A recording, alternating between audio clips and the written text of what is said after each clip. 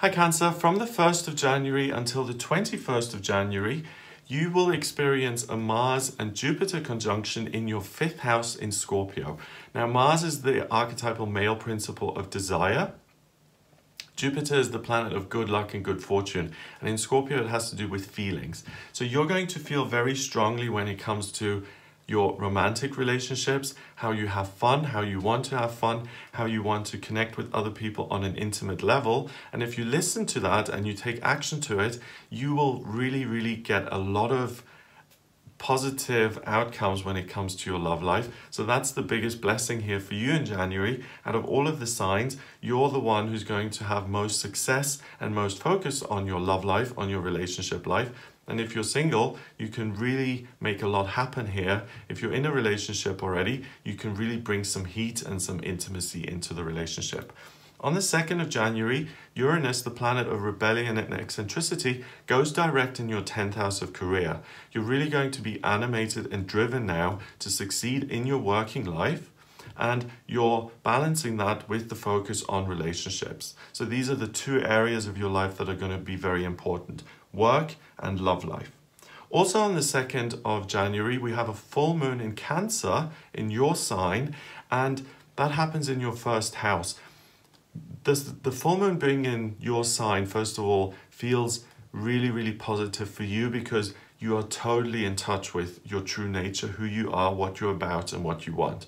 It's not just a full moon though, it's a super moon. It's 7 to 16% bigger than a regular moon. And it's really going to be like a magnifying lens that you hold over yourself and what it is you want to achieve in your working life, what it is you want to achieve in your romantic life. So use this personal bubble that you've got here on the 1st and 2nd of January, listen to the insights that you get from it and take action in those two areas. It will really support you.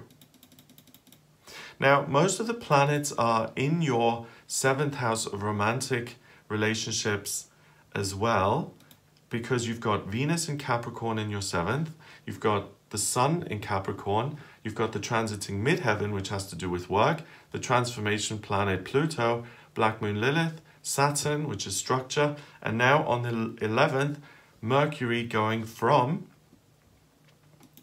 Sagittarius into Capricorn in your 7th house of relationships. And that includes romantic relationships, relationships with colleagues, friends, everybody. You've also still got that Jupiter and Mars conjunction in your 5th. So all of that energy in your 7th house blesses you incredibly because you're willing to put in the work when it comes to relationships. So really, if you are single here in January, Cancer, and you don't want to be single anymore, put in the work. It's almost guaranteed that you will find your soulmate, your kindred spirit, your partner, the person that you're looking for, because the astrology really blesses you in both of those houses, 5th being exclusively romantic relationships and having fun, and the 7th house being relationships in general. Capricorn is about working towards something, so if you put in the effort, if you roll up your sleeves, you'll definitely have success there. That continues until the 17th of January when the new moon happens in Capricorn in that 7th house. I'll make a separate video on the new moon, but a new moon basically pulls in extra energy to start its new cycle, and it's in Capricorn in that 7th house, and it joins all of those other Capricorn planets. So you feel even stronger about forming meaningful relationships now, and you have even more energy to do that. With Uranus sitting in your 10th house still of career, that will kind of overflow into your working life, and you can also create new business partnerships. Venus goes into the Aquarius on the 18th, so now we're starting to see a shift out of your 7th house in Capricorn, and the planets move into Aquarius in your 8th. So Venus moves first, then the Sun goes into Aquarius, then your transiting midheaven, which is work, goes into Aquarius in your 8th house, all the way through until the 27th, and that means you now become more focused on how you can be of service in the institutions you belong to in terms of work, how you can make more of a difference. So the Cancers out there who are self-employed, you will possibly feel the need to tweak certain things that you do so that you make more of a difference. If you're in a business and in a company, you will start to question, is the work that I'm doing actually helpful to other people? And if the answer is no, you're going to feel dissatisfied and you may want to make a change, because you are really in a space now where if I'm working, I want it to have a positive outcome and influence on others.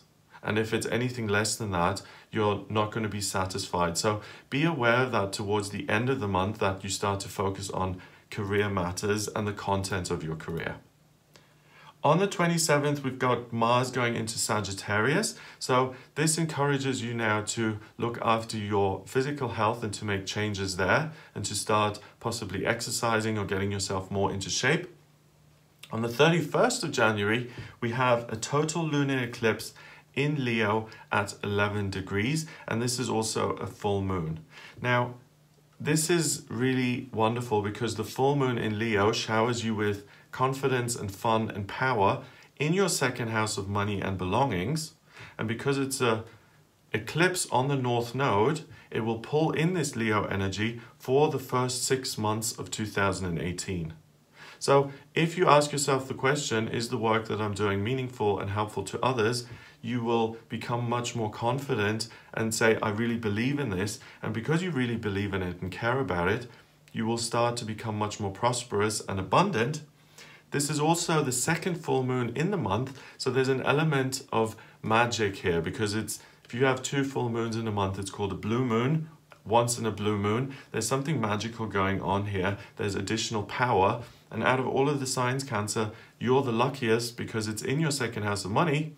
So the beginning of the month, you're really blessed when it comes to your romantic relationships and relationships in general. And now here at the end of the month, you're focused on your working life and creating prosperity and wealth. And that's going to continue for the next 6 months in 2018.